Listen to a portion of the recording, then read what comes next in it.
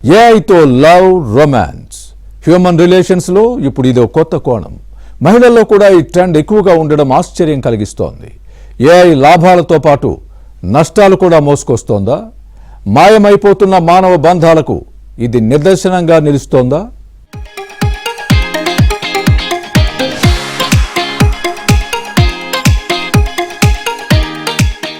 Technology ప్రపంచం రూపురేఖలను మార్చేస్తోంది. ఇన్నాళ్ళు సినిమాల్లో చూసిన ఊహాజనిత కథలు ఇప్పుడు కళ్ల ముందే నిజమవుతున్నాయి. రోబో సినిమాలో ఒక మెషిన్ అమ్మాయిని ప్రేమిస్తే ఇదేం విచిత్రం అనుకున్నాం, ఎంజాయ్ చేశాం. కానీ ఇప్పుడు నిజ జీవితంలో కూడా అలాంటి సీన్లే రిపీట్ అవుతున్నాయి. కాకపోతే ఇక్కడ మనుషులే ఏఐతో ప్రేమలో పడుతున్నారు. ఈ మధ్య AI girl friend, boy friend culture బాగా పెరిగిపోతోంది.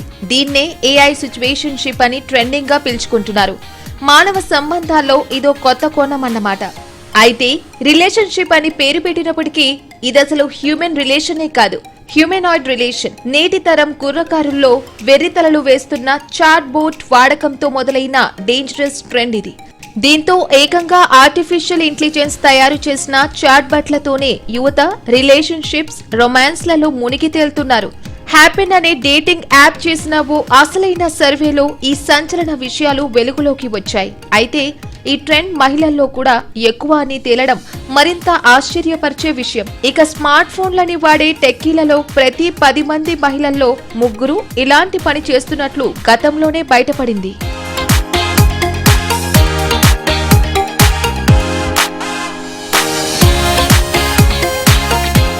తాజా సర్వేలో చాలా మంది యువత ఏఐతో శృంగార సంభాషణలు చేస్తున్నారని తేలింది. టెక్నాలజీతో కొత్తదనాన్ని, సర్ప్రైజ్ ను అన్వేషించడానికి ఇలా చేస్తున్నట్లు సర్వేలో తేలింది. ఇక్కడ ఇంకో ఆశ్చర్యకరమైన విషయం ఏంటంటే తమ పార్ట్నర్ ఏఐతో రొమాన్స్ చేస్తున్న విషయం 54% మందికి తెలిసినా కూడా లైట్ తీసుకుంటున్నారట.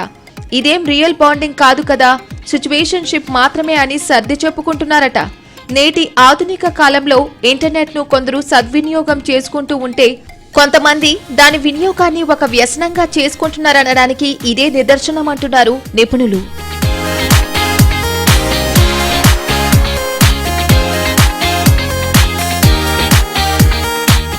కొంతకాలంగా ఏఐ చాట్బట్లు చాలా మంది జీవితాల్లో కీలక పాత్ర పోషిస్తున్నాయి.